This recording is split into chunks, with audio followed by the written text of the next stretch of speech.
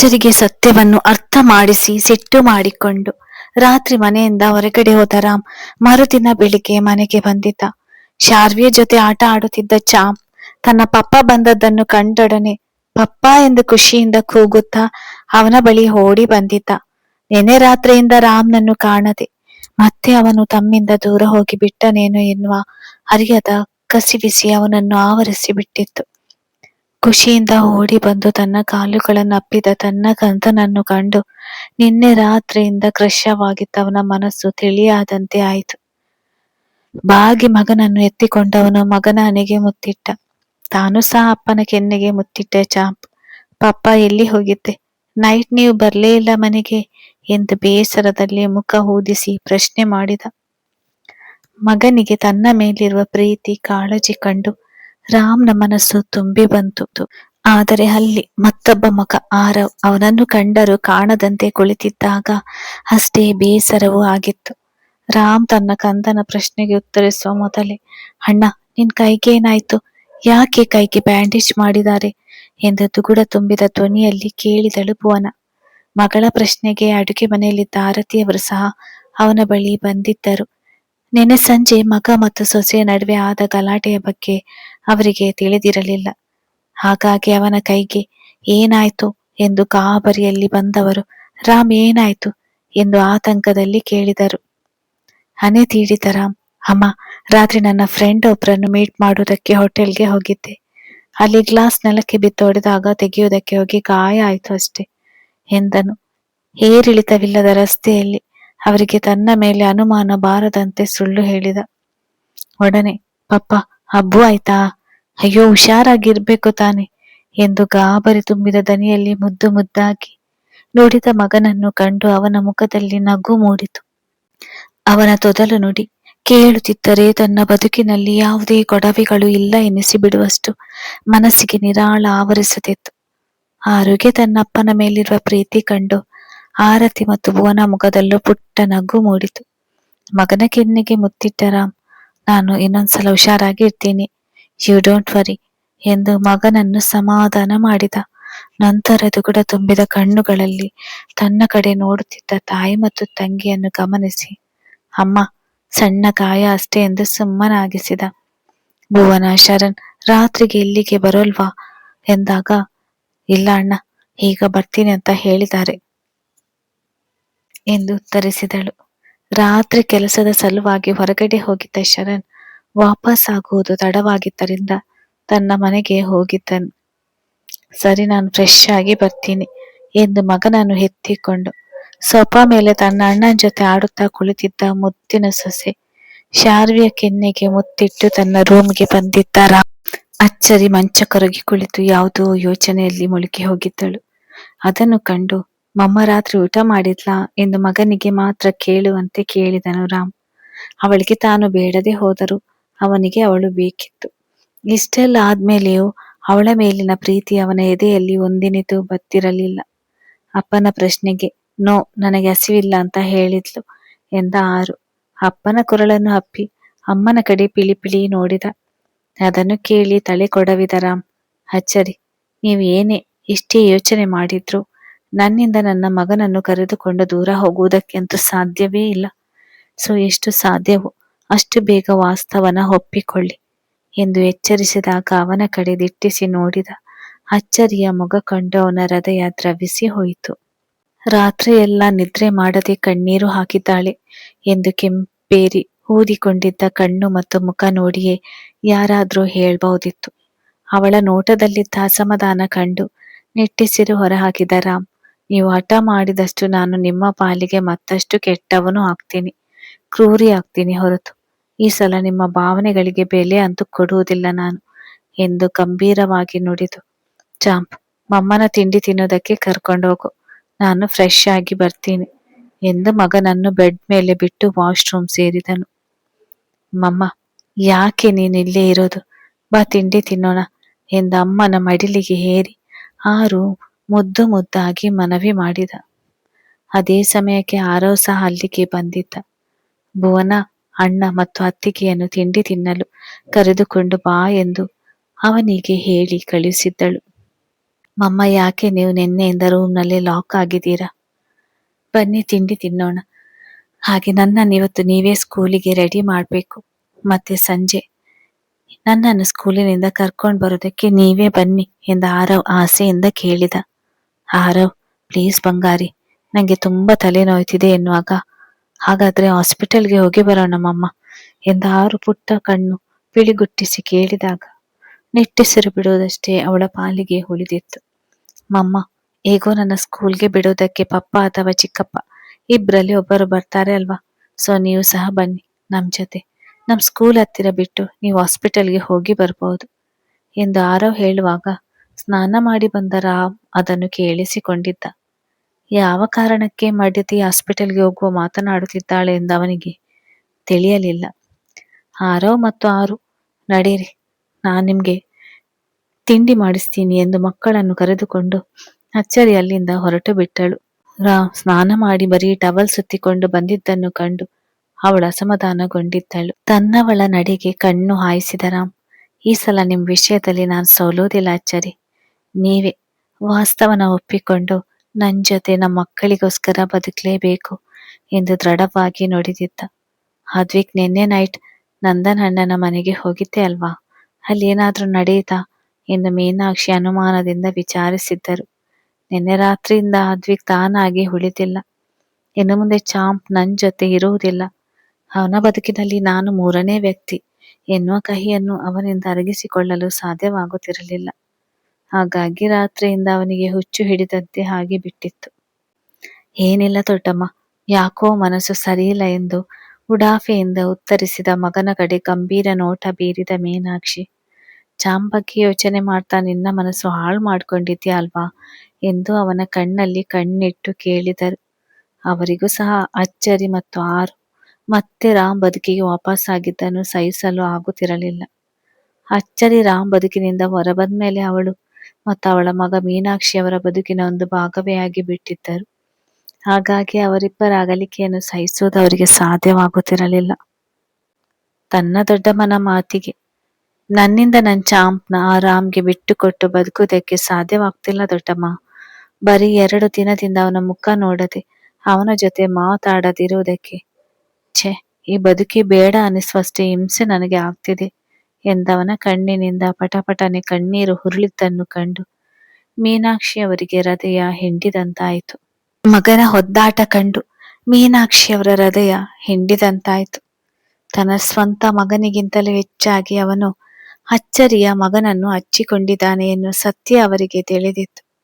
ಆದ್ವಿಕ್ ಸಂಕಟದಿಂದ, ದೊಡ್ಡಮ್ಮ, ನಾವು ಒಪ್ಪಿದ್ರು ಒಪ್ಪದೆ ಹೋದ್ರು ರಾಮ ಮಗುವಿನ ಸ್ವಂತ ತಂದೆ ಎನ್ನುವುದು ಸತ್ಯ ಅಲ್ವಾ ಎಂದು ಪ್ರಶ್ನೆ ಮಾಡಿದ. ದೊಡ್ಡಮ್ಮ, ನಾನ್ ಮತ್ತೊಮ್ಮೆ ಜನ್ಮ ತಾಳಿ ಬಂದರು ಈ ಸತ್ಯವನ್ನು ಸುಳ್ಳು ಮಾಡಲು ನನ್ನಿಂದ ಸಾಧ್ಯವಿಲ್ಲ ಎಂದು ಗೊತ್ತು.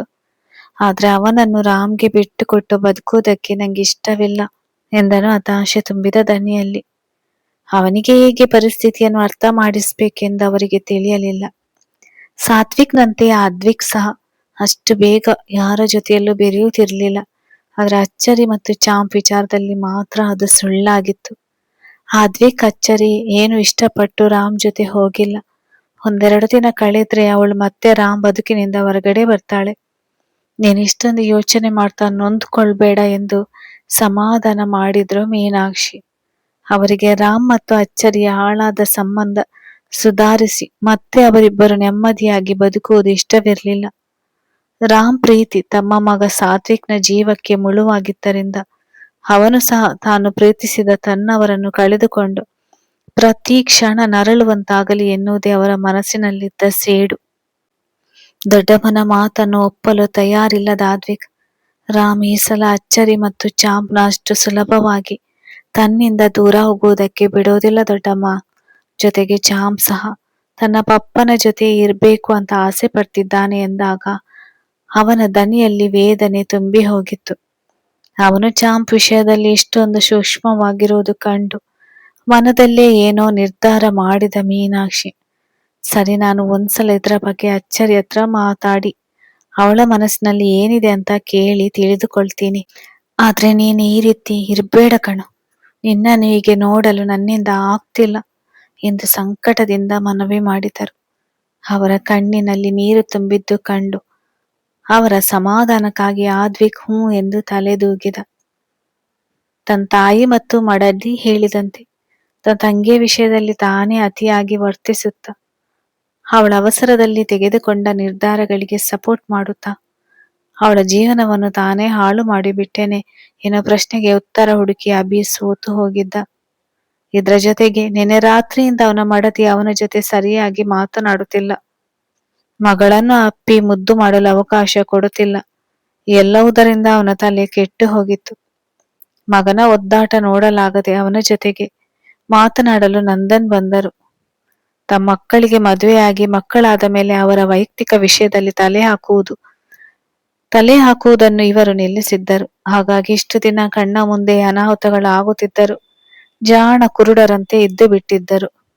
ತಲೆ ಮೇಲೆ ಕೈ ಹೊತ್ತು ಕುಳಿತಿದ್ದ ಮಗನ ಪಕ್ಕದಲ್ಲಿ ಬಂದು ಕುಳಿತ ನಂದನ್, ಏನಾಯ್ತಬಿ, ಯಾಕೆ ನಿನ್ನೆಯಿಂದ ಇಷ್ಟೊಂದು ಮನಸ್ಸು ಕೆಡಿಸಿಕೊಂಡು ಕುಳಿತಿದ್ಯಾ ಎಂದು ಮೃದುವಾಗಿ ಕೇಳಿದರು. ಅಪ್ಪ, ರಾಮ್ ವಿಷಯದಲ್ಲಿ ನನ್ನ ಮನಸ್ಸು ವಾಸ್ತವವನ್ನು ಆಕ್ಸೆಪ್ಟ್ ಮಾಡಿಕೊಳ್ಳುತ್ತಿಲ್ಲ ಅನ್ಸುತ್ತಾ ನಿಮ್ಗ ಎಂದು ದ್ವಂದ್ವದಲ್ಲಿ ಕೇಳಿದ ಮಗನಿಗೆ ಅವರು ಉತ್ತರಿಸಿದರು. ನಾನು ಅದನ್ನೇ ಹೇಳ್ಬೇಕೆಂದು ಬಂದೆ. ರಾಮ್ ತನ್ನ ಮನೆ ಮಗಳ ಬದುಕಿನ ವಿಚಾರ ಬಂದಾಗ ತಾಳ್ಮೆ ಕಳೆದುಕೊಂಡು ನಿನ್ನ ತಂಗಿಯ ವಿಷಯದಲ್ಲೂ ತಪ್ಪು ಮಾಡಿದ್ದಾನೆ. ರಾತ್ರಿ ನೀನು ನಿನ್ನ ತಂಗಿಯ ವಿಷಯ ಬಂದಾಗ ನಿನ್ನ ಹೆಂಡತಿಯ ಮನಸ್ಸಿಗೆ ನೋವು ಮಾಡಿದೆ ನೋಡು. ಹಾಗೆ ಎಲ್ಲ ಅಣ್ಣ ತಮ್ಮಂದಿರು ತಮ್ಮ ಅಕ್ಕ ತಂಗಿಯರ ವಿಷಯದಲ್ಲಿ ಹೀಗೆ ರಿಯಾಕ್ಟ್ ಮಾಡ್ತಾರೆ. ಆದ್ರೆ ಅಭಿರಾಮ್ಗೆ ತನ್ನ ತಪ್ಪಿನ ಅರಿವಾಗಿದೆ ಕಣೋ, ಅದಕ್ಕೆ ನಿನ್ನ ತಂಗಿ ಕಡೆಯಿಂದ ಶಿಕ್ಷೆ ಸಹ ಆಗಿದೆ ಅಲ್ವಾ ಎಂದಾಗ ಅಭಿ ಏನನ್ನು ಹೇಳದೆ ತಲೆ ತಗ್ಗಿಸಿ ಕುಳಿತನು. ಮತ್ತೆ ವಾದ ಮಾಡಿದ್ರೆ ಮುಟ್ಟಾಳ್ನಂತೆ ಕಾಣುತ್ತೇನೆ ಎಂದವನಿಗೆ ಅನಿಸಿತು. ನೋಡಬಿ, ನಿನ್ನಿಂದ ತಪ್ಪಾಗಿದೆ ಅಂತ ನಾನು ರಾಮ್ ಹತ್ತಿರ ಹೋಗಿ ಕ್ಷಮೆ ಕೇಳು ಅಂತ ಹೇಳ್ತಿಲ್ಲ. ಆದ್ರೆ ಮತ್ತೆ ದಯವಿಟ್ಟು ನಿನ್ನ ತಂಗಿಯ ಜೀವನದಲ್ಲಿ ತಲೆ ಹಾಕ್ಬೇಡ. ದೇವರು ಪದೇ ಪದೇ ಎಲ್ಲರಿಗೂ ಇಂಥ ಅವಕಾಶಗಳನ್ನು ಕೊಡೋದಿಲ್ಲ ಎಂದು ನಂದನ್ ಕೈ ಮುಗಿದು ಹೇಳಿಕೊಂಡರು. ಮಗಳ ಬದುಕು ಈಗಲಾದರೂ ಹಸನಾಗಲಿ ಎನ್ನುವ ಇರಾದೆ ಅವರದು. ತನ್ನಪ್ಪ ಕೈ ಮುಗಿದು ಬೇಡುವುದನ್ನು ಕಂಡು ಅಭಿಯ ಕಣ್ಣುಗಳು ತುಂಬಿ ಬಂದವು. ಅಪ್ಪ ಪ್ಲೀಸ್, ಈ ರೀತಿ ಎಲ್ಲ ಮಾಡಬೇಡಿ ಎಂದು ಅವರನ್ನು ಅಪ್ಪಿಕೊಂಡ. ಮತ್ತೆ ಇನ್ನೇನ್ ಮಾಡ್ಲಿ ಅಭಿ, ನಾನು ಒಂದಿನ ನಿನ್ನ ಹೆಂಡತಿ ನಿನ್ ಜೊತೆ ಸರಿಯಾಗಿ ಮಾತನಾಡ್ತಿಲ್ಲ ಅಂತ ನಿಂಗೆ ಇಷ್ಟೊಂದು ಹಿಂಸೆ ಆಗ್ತಿದ್ರೆ ನಿನ್ನ ಮತ್ತು ನಿನ್ ತಂಗಿಯ ಹುಚ್ಚಾಟ ಸಹಿಸುತ್ತ ರಾಮ್ ಎಷ್ಟೆಲ್ಲ ಒದ್ದಾಡಿರ್ಬೋದು ಅಂತ ಯೋಚನೆ ಮಾಡು. ಇದರ ಮೇಲೆಯೂ ನಾನು ಮಾಡಿದ್ದೇ ಸರಿ ಎನ್ನುವುದೇ ನಿನ್ ವಾದವಾದ್ರೆ ಇಷ್ಟು ದಿನ ಹೇಗೆ ಸುಮ್ಮನಿದ್ದೇನು, ಮುಂದೆಯೂ ಹಾಗೆಯೇ ಇದ್ದು ಬಿಡ್ತೀನಿ ಎಂದು ಗಂಭೀರವಾಗಿ ನುಡಿದು ನಂದನ್ ಹೊರಟು ಹೋದರು. ತಲೆ ತಗ್ಗಿಸಿ ಕುಳಿತ ಅಭಿಯ ಕಣ್ಣಿನಿಂದ ಮೊದಲ ಸಲ ಪಶ್ಚಾತ್ತಾಪದ ಹನಿಗಳು ಉರುಳಿದವು. ಡ್ಯಾಡ್, ನಾನಿನ್ ಸ್ವಲ್ಪ ದಿನ ಇಲ್ಲೇ ಇರೋಣ ಪ್ಲೀಸ್ ಎಂದು ಶರಣ್ ಮಡಿಲ್ನಲ್ಲಿ ಕುಳಿತು ಮಗಳು ಶಾರ್ವಿ ಮುದ್ದಾಗಿ ಮನವಿ ಮಾಡಿದ್ದಳು. ಅಪ್ಪ ಅಮ್ಮ ನಾಳೆ ಮನೆಗೆ ಹೊರಡೋಣ ಎಂದು ಮಾತನಾಡುತ್ತಿದ್ದುದನ್ನು ಅವಳು ಕೇಳಿಸಿಕೊಂಡಿದ್ದಳು. ಮಗಳು ತಾತನ ಮನೆಯಲ್ಲಿ ಖುಷಿಯಾಗಿದ್ದಾಳೆ ಎಂದು ತಿಳಿದ ಶರಣ್, ನೀನು ಮತ್ತು ಮಮ್ಮಿ ಇನ್ನು ಸ್ವಲ್ಪ ದಿನ ಇಲ್ಲೇ ಇದ್ದು ಬನ್ನಿ ಎಂದು ಅವಳ ಹಣೆಗೆ ಮುತ್ತಿಟ್ಟ.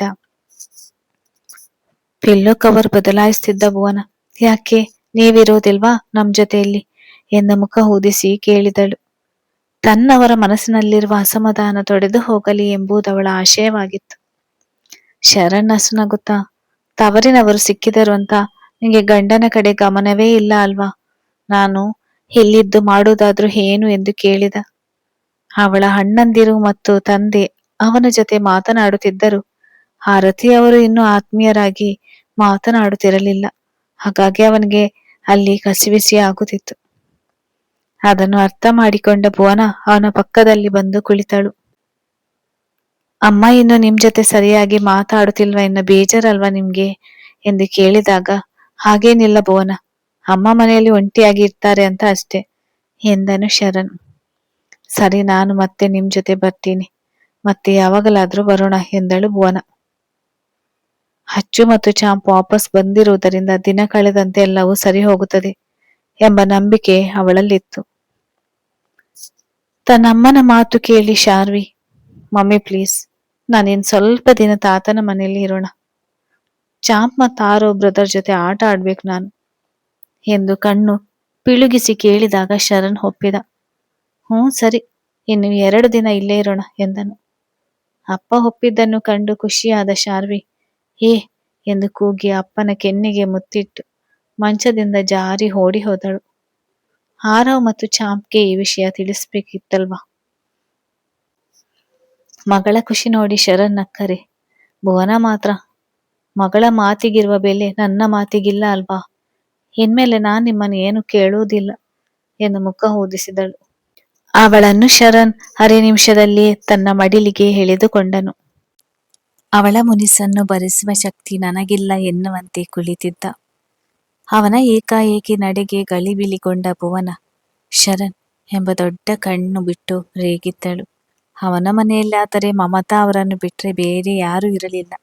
ಹಾಗಾಗಿ ತಮ್ಮ ರೂಮಿಗೆ ಯಾರಾದರೂ ಬಂದರೆ ಎನ್ನುವ ಭಯ ಇರುತ್ತಿರಲಿಲ್ಲ. ಆದರೆ ಇಲ್ಲಿ ಮನೆಯ ತುಂಬ ಜನರಿದ್ದಾರೆ, ಅದರಲ್ಲೂ ರೂಮಿನ ಡೋರ್ ಬೇರೆ ಲಾಕ್ ಮಾಡಿಲ್ಲ. ತಾವೀಗಿದ್ದಾಗ ಯಾರಾದರೂ ಬಂದು ಬಿಟ್ಟರೆ ಎನ್ನುವ ಭಯ ಅವಳಿಗೆ.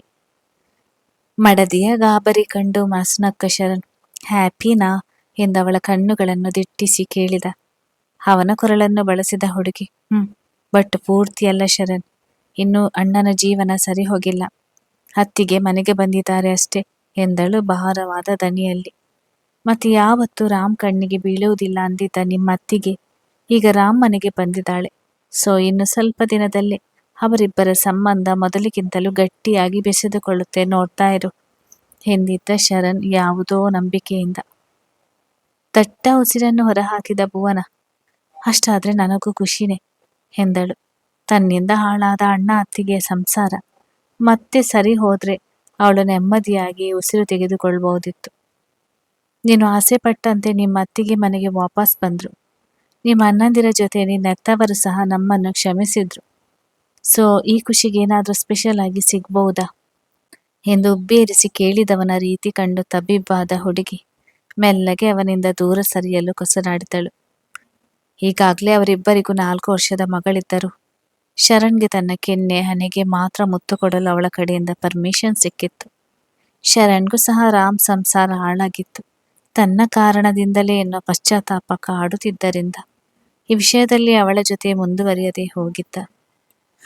ತನ್ನಿಂದ ದೂರ ಹೋಗಲು ಯತ್ನಿಸ್ತಿದ್ದ ತನ್ನ ಹೆಣ್ಣಿನ ಮೇಲಿನ ಹಿಡಿತ ಇನ್ನಷ್ಟು ಬಿಗಿ ಮಾಡುವ ಶರಣ್, ಸಾಕು ಅಲ್ವಾ, ನಾವು 4 ವರ್ಷದಿಂದ ಫಿಸಿಕಲ್ ಆಗಿ ದೂರ ಇದ್ದು ನಮ್ಮ ಫೀಲಿಂಗ್ಸ್ ಅನ್ನು ಕಟ್ಟು ಹಾಕಿದ್ದು ಎಂದು ಪಿಸು ದನಿಯಲ್ಲಿ ಕೇಳಿದಾಗ ಅವನ ಪ್ರಶ್ನೆಗೆ ಉತ್ತರಿಸಲಾಗದೆ ಒದ್ದಾಡಿದ್ದಳು ಭುವನ. ಇನ್ನು ತನ್ನ ಅಣ್ಣನ ಸಂಸಾರ ನೆಟ್ಟಗೆ ಆಗ್ಲಿಲ್ವಲ್ಲ, ಪರಿಸ್ಥಿತಿ ಹೀಗಿರುವಾಗ ತಾವು ತಮ್ಮ ಖುಷಿ ಸುಖವನ್ನು ಬಯಸಿದ್ರೆ ಸ್ವಾರ್ಥಿಯಾಗಿ ಬಿಡ್ತೇವೋ ಎನ್ನುವ ಕಸಿವಿಸಿ ಅವಳಿಗೆ. ಅವಳು ಸುಮ್ಮನಾದದು ಕಂಡು ಭುವನ ಏನಾದ್ರೂ ಮಾತಾಡು, ಯಾಕೆ ಸುಮ್ಮನಾದೆ, ಒಂದು ಮಗು ಆದ್ರೂ ನಾವಿಬ್ಬರು ನಮ್ಮ ಸಂಸಾರ ಶುರು ಮಾಡದೆ ದೂರ ಇದ್ದೀವಿ ಅಂತ ನೆನಪಾದ್ರೆ ತುಂಬಾ ಸಿಲ್ಲಿ ಅನ್ಸುತ್ತೆ ಕಣೆ ಎನ್ನುತ್ತಾ ಮೆಲ್ಲಗೆ ಅವಳ ಮುಂಗುರುಳನ್ನು ಕಿವಿ ಹಿಂದೆ ಸರಿಸುವಾಗ ಭುವನ ಎಂದು ಕೂಗುತ್ತಾ ಅಂಕಿತ್ ಶಾರ್ವಿಯನ್ನು ಎತ್ತಿಕೊಂಡು ಅವರ ರೂಮಿಗೆ ಬಂದೇ ಬಿಟ್ಟಿದ್ದ. ಒಡನೆ ತಡಬಡಿಸಿ ಭುವನ ತನ್ನವನ ಮಡಿಲಿನಿಂದ ಎದ್ದು ನಿಂತರೆ ಶರಣ್ ತಮ್ಮಿಬ್ಬರ ಪ್ರೈವೆಸಿಗೆ ಕಲ್ಲು ಹಾಕಿದ ಭಾವ ಮೈದುನನನ್ನು ಕಂಡು ಹನೆ ತೀಡಿ ಎದ್ದು ನಿಂತಿದ್ದ. ಅಂಕಿತ್ಗೆ ಮಾತ್ರ ಬಹಳ ಮುಜುಗರ ಆಗಿ ಬಿಟ್ಟಿತ್ತು. ತಾನು ಅವರ ರೂಮಿಗೆ ರಾಂಗ್ ಟೈಮ್ನಲ್ಲಿ ಎಂಟ್ರಿ ಕೊಟ್ಟು ಬಿಟ್ಟೆ ಎಂದು ಅವನಿಗೂ ಅನಿಸಿತ್ತು. ಅವರ ಮುಖವನ್ನು ನೋಡದವನು ಶಾರ್ವಿ ಬಟ್ಟೆ ಚೇಂಜ್ ಮಾಡಿಸಿಕೊಂಡು ಬಾ ಕಂದ ಎಂದವನು 1 ನಿಮಿಷವೂ ಅಲ್ಲಿ ನಿಲ್ಲದೆ ಅವಸರದಲ್ಲಿ ಕಾಲ್ಗಿತ್ತ. ಅವನು ಹೋಗುವುದಕ್ಕೆ ಕಾಯುತ್ತಿದ್ದ ಭುವನ ಮುನಿಸಿನಿಂದ ತನ್ನವನ ಕಡೆ ದುರುದುರು ನೋಡಿದಳು. ಸಾರಿ, ಅವನು ನಮ್ಮ ರೂಮ್ಗೆ ಬರ್ತಾನೆ ಅನ್ನೋ ಐಡಿಯಾ ಇರಲಿಲ್ಲ ನನಗೆ ಎಂದು ಶರಣ್ ಮೆತ್ತಗೆ ಅವಳ ಬಳಿ ಬಂದಾಗ ಅವಳವನ ತೋಳಿಗೆ ಬಲವಾಗಿ ಕಚ್ಚಿದಳು. ಹೌಚ್ ಎಂದವನು ಸಣ್ಣದಾಗಿ ನರಳಿದ. ಆದರೆ ಅವಳ ಸಿಟ್ಟು ಕಡಿಮೆ ಆಗಲಿಲ್ಲ. ಪಾಪ ನಿಮ್ಗೆ ಏನು ಗೊತ್ತಾಗೋದಿಲ್ಲ, ಹಾಗೆ ನಾನು ಬೇಡ ಅಂದಿದ್ದನ್ನು ನೀವು ಈ ರೀತಿ ಮಾಡುವುದು ಬಿಡುವುದಿಲ್ಲ ಅಲ್ವಾ ಎಂದು ರೇಗಿ ಜ್ಯೂಸ್ ಅಭಿಷೇಕ ಮಾಡಿಕೊಂಡು ಬಂದಿದ್ದ ಮಗಳಿಗೆ ಮೈ ತೊಳೆದು ಬಟ್ಟೆ ಬದಲಾಯಿಸಲು ವಾಶ್ರೂಮ್ಗೆ ಎತ್ತಿಕೊಂಡು ಹೋಗಿದ್ದಳು. ಅವಳು ಹೋದ ಕಡೆ ನೋಡುತ್ತಾ ಚಿರುಗುಟ್ಟುತ್ತಿದ್ದ ತನ್ನ ತೋಳನ್ನು ಉಜ್ಜಿಕೊಳ್ಳುವ ಶರಣ್ ಮುಖದಲ್ಲಿ ನಸುನಗು ಇತ್ತು. ತೃಪ್ತಿಯನ್ನು ಕಳೆದುಕೊಂಡು ಬರೆಡಾಗಿದ್ದ ಅವನ ಬದುಕಿಗೆ ಬಂದ ಸೋನೆ ಮಲೆ ಆಕೆ ಅಲ್ವೇ. ಶರಣ್ ಹಾಗೂ ಭುವನ ಒಬ್ಬರನ್ನೊಬ್ಬರು ತುಂಬಾ ಪ್ರೀತಿ ಮಾಡ್ತಾರೆ ಎನ್ನುವುದನ್ನು ಕಣ್ಣಾರೆ ಕಂಡಿದ್ದ ಅಂಕಿತ್ ಮನಸ್ಸಿಗೆ ಅದೆಷ್ಟರ ಮಟ್ಟಿಗೆ ನೆಮ್ಮದಿ ಆವರಿಸಿತೆಂದರೆ ಪದಗಳ ರೂಪದಲ್ಲಿ ಹೇಳಲು ಅಸಾಧ್ಯ. ತೃಪ್ತಿಯ ಜೀವನವನ್ನು ಹಾಳು ಮಾಡಿದ ವ್ಯಕ್ತಿ ಮತ್ತೆ ಭುವನ ಜೀವನದಲ್ಲಿ ಆಟ ಆಡಿಬಿಟ್ಟ. ಮದುವೆಗೂ ಮುಂಚೆ ತನ್ನ ತಂಗಿ ಅವನ ಮಗುವಿಗೆ ತಾಯಿ ಆಗಿದ್ದಲ್ಲದೆ ದುಡುಕಿ ನಿರ್ಧಾರ ಮಾಡಿ ಮದುವೆಯಾಗಿ ಜೀವನ ಹಾಳು ಮಾಡಿಕೊಂಡಳು ಎಂದು ಅವಳ ಮೇಲೆ ಸಿಟ್ಟಾಗಿದ್ದ ಅಂಕಿತ್. ಆದ್ರೆ ಈಗ ತನ್ನ ತಂಗಿ ಯಾವ ರೀತಿ ತನ್ನ ಗಂಡನ ಜೊತೆ ಬದುಕಿ ಬಾಳ್ಬೇಕು ಎಂದು ಬಯಸಿದ್ದರೂ ಅದೇ ರೀತಿ ಶರಣ್ ಜೊತೆ ಜೀವಿಸ್ತಿರುವುದು ಕಂಡು ಅವನ ಮನಸ್ಸಿಗೆ ಖುಷಿಯಾಗಿತ್ತು. ಅದೇ ಸಮಯಕ್ಕೆ ಅಚ್ಚರಿ ಅವನ ಕಣ್ಣ ಮುಂದೆ ಬಂದಾಗ ಅವನ ಮುಖದಲ್ಲಿದ್ದ ನಗು ಮಾಸಿ ಬೇಸರ ತುಂಬಿಕೊಂಡಿತು. ರಾಮ್ ಅವಳನ್ನು ಅದೆಷ್ಟು ಪ್ರೀತಿ ಮಾಡ್ತಾನೆ, ಆದ್ರೆ ಅವಳು ಅವನ ಪ್ರೀತಿಗೆ ಇರಲಿ, ಅವನ್ ತನಗೆ ತಾಳಿ ಕಟ್ಟಿದ ಗಂಡ ಎನ್ನುವ ಕನಿಕರವೂ ಇಲ್ಲದಂತೆ ತನ್ನ ಹೊರಟು ನಡೆಯಿಂದ ಅವನ ಮನಸ್ಸನ್ನು ಛಿದ್ರ ಮಾಡಿ ಬಿಟ್ಟಿದ್ದಳು. ಅಚ್ಚರಿ ಇನ್ನು ಎಲ್ಲರ ಜೊತೆಯಲ್ಲೂ ಬಿಗುವಾಗಿ ವರ್ತಿಸುತ್ತಿದ್ದಳು. ಅಂಕಿತ್ ತನ್ನ ಕಡೆ ನೋಡುತ್ತಾ ಏನನ್ನೋ ಯೋಚಿಸುತ್ತಿದ್ದರು ಅವಳು ನಿರ್ಲಕ್ಷಿಸಿ ಕಿಚನ್ಗೆ ಹೋಗಿ 2 ಲೋಟ ಜ್ಯೂಸ್ ತೆಗೆದುಕೊಂಡು ತನ್ನ ರೂಮಿಗೆ ಬಂದಿದ್ದಳು.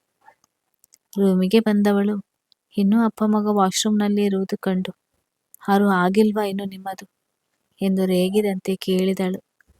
ತಮ್ಮ ಫೋನ್ ಎತ್ತಿಕೊಂಡು ಗೇಮ್ ಆಡುತ್ತಿದ್ದ ಆರವ್ಗೆ ಜ್ಯೂಸ್ ಲೋಟ ಕೊಟ್ಟಳು. ಮಡದಿಯ ಪ್ರಶ್ನೆಗೆ ತಲೆ ಕೆಡವಿದ ರಾಮ್, ಜಾಮ್ 2 ನಿಮಿಷ ಬಂದು ಬಿಟ್ಟೆ ಅಂತ ಹೇಳು ಎಂದ. ತನ್ನ ಕೈಯ ಗಾಯ ಆಗಿದ್ದರೂ ಮಗನ ಹಠಕ್ಕೆ ತಾನೇ ಸ್ನಾನ ಮಾಡಿಸುತ್ತಿದ್ದ ರಾಮ್ ತನ್ನಪ್ಪನ ಮಾತಿಗೆ ಸರಿ ಎಂದು ತಲೆ ಆಡಿಸಿದ. ಜಾಮ್ 2 ನಿಮಿಷ ಮಮ್ಮ, ಆಯ್ತು ಎಂದು ಕೂಗಿ ಹೇಳಿದಾಗ ಅಚ್ಚರಿ ಮಗನಿಗೆ ಟವಲ್ ಎತ್ತಿಕೊಂಡಳು. ಬಂಗಾರಿ, ತುಂಬ ಹೊತ್ತಿನಿಂದ ಫೋನ್ನಲ್ಲೇ ಗೇಮ್ ಆಡ್ತಿದ್ಯಾ? ಫೋನಲ್ಲಿಟ್ಟು ಜ್ಯೂಸ್ ಕುಡಿದು ಮುಗಿಸಿ ಬ್ಯಾಗ್ ತಗೊಂಡ್ ಬಾ, ಹೋಮ್ ವರ್ಕ್ ಮುಗಿಸುವೆಯಂತೆ ಎಂದು ಆರವ್ಗೆ ಗಂಭೀರವಾಗಿ ಹೇಳಿದಳು. ಆರು ಸಹ ಅಚ್ಚು ಹೇಳಿದಂತೆ ಮಾಡಿದ. ಅವನಿಗೆ ಅಮ್ಮನ ಮಾತೆ ವೇದವಾಕ್ಯ. 2 ನಿಮಿಷ ಅಂದವರು 10 ನಿಮಿಷ ಆದರೂ ಹೊರಬರದಿದ್ದಾಗ ಟವಲ್ ಎತ್ತಿಕೊಂಡು ವಾಶ್ರೂಮ್ಗೆ ಹೋದ ಅಚ್ಚರಿ. ಚಿನ್ನಿ, ಇನ್ನೂ ಆಗಿಲ್ವ ನಿಂದು ಎಂದು ಸಿಟ್ಟಿನಲ್ಲೇ ಕೇಳಿದಳು. ತುಸು ಬೆದರಿದ ಜಾಮ್ ರಾಮ್ ಕಾಲುಗಳನ್ನು ಅಪ್ಪಿದ. ಬಾತಿಂಗ್ ಟಬ್ನಲ್ಲಿ ಶಾಂಪು ನೊರೆಯೊಂದಿಗೆ ಆಟವಾಡುತ್ತಿರುವುದನ್ನು ಕಂಡು ಅವಳು ಸಿಟ್ಟಾಗಿದ್ದಳು. ರಾಮ್ ನಿಟ್ಟುಸಿರು ಬಿಟ್ಟು, ಅಚ್ಚರಿ ಅದ ನಿಧಾನವಾಗಿ ಹೇಳಿದ್ರೆ ಆಗೋದಿಲ್ವಾ ಎಂದು ಕೇಳಿದ. ಅವಳು ಅವನ ಪ್ರಶ್ನೆಯನ್ನು ನಿರ್ಲಕ್ಷಿಸಿ ಮಗನನ್ನು ಎತ್ತಿಕೊಳ್ಳಲು ಬಂದಾಗ ಶಾಂಪು ನೊರೆಯ ಮೇಲೆ ಪಾದ ಊರಿ ಜಾರಿದಳು. ಗಡಿಬಿಡಿಯಲ್ಲಿ ರಾಮ್ ಅವಳನ್ನು ಬೀಳದಂತೆ ಬಳಸಿಕೊಂಡ. ಹುಷಾರ್ ಅಚ್ಚರಿ ಎಂದು ಅವನ ಅಕ್ಕರಿಂದ ಎಚ್ಚರಿಸಿದರೆ ಅಚ್ಚರಿ ಮಾತ್ರ ತನ್ನ ನಡು ಬಳಸಿದ್ದ ಅವನ ಕೈಯನ್ನು ಹೊರಟಾಗಿ ಕಿತ್ತೆಸೆದು ಬಿಟ್ಟಳು. ನೋವಿನಿಂದ ಅಮ್ಮ ಎಂದು ಸಣ್ಣದಾಗಿ ಚೀರಿದ ರಾಮ್. ಅವಳು ಸಿಟ್ಟಿನಲ್ಲಿ ಅವನ ಕೈ ಕಿತ್ತೆಸೆದಾಗ ಹಿಂದೆ ಇದ್ದ ಟ್ಯಾಬ್ಗೆ ಅವನ ಅಂಗೈ ತಾಗಿತು. ಅವನ ನರಳುವಿಕೆಯನ್ನು ಗಮನಿಸಿದರೂ ಗಮನಿಸದಂತೆ ನಾನು ಬಿದ್ದು ಸತ್ತರೂ ಸಾಯಲಿ ಅಂತ ಸುಮ್ಮನಿದು ಬಿಡಿ, ಅದು ಬಿಟ್ಟು ನನಗೆ ಹೆಲ್ಪ್ ಮಾಡುವಾಗೆ ನನ್ನ ಮೈ ಮುಟ್ಟಿದ್ರೆ ಸರಿ ಇರೋದಿಲ್ಲ ಎಂದು ಕೆಂಗಣ್ಣು ಬೀರಿ ಎಚ್ಚರಿಕೆ ಕೊಟ್ಟ ಅಚ್ಚರಿ ಅಲ್ಲಿಂದ ಹೊರಟು ಹೋದಳು. ತನ್ನವಳು ಹೋದ ಕಡೆ ನೋಡುತ್ತಿದ್ದ ರಾಮ್ ಕಣ್ಣುಗಳು ರಕ್ತವರ್ಣಕ್ಕೆ ತಿರುಗಿದವು. ಇನ್ನು ಅದೆಷ್ಟು ತಿರಸ್ಕಾರ ಸಹಿಸಬೇಕು ಎಂದು ತಿಳಿಯದ ಅವನಿಗೆ ದೇಹದ ನೋವಿಗಿಂತ ಮನಸ್ಸಿನ ನೋವೇ ಹೆಚ್ಚಾಗಿತ್ತು. ಕತೆ ಮುಂದುವರಿಯುತ್ತದೆ. ಹಾಗೆ ಯಾರೆಲ್ಲ ನನ್ನ ಚಾನಲನ್ನು ಸಬ್ಸ್ಕ್ರೈಬ್ ಮಾಡಲಿಲ್ಲ ಅವರೆಲ್ಲ ದಯವಿಟ್ಟು ಪ್ಲೀಸ್ ನನ್ನ ಚಾನಲನ್ನು ಸಬ್ಸ್ಕ್ರೈಬ್ ಮಾಡಿ, ಲೈಕ್ ಮಾಡಿ ಮತ್ತು ಶೇರ್ ಮಾಡಿ. ಧನ್ಯವಾದಗಳು.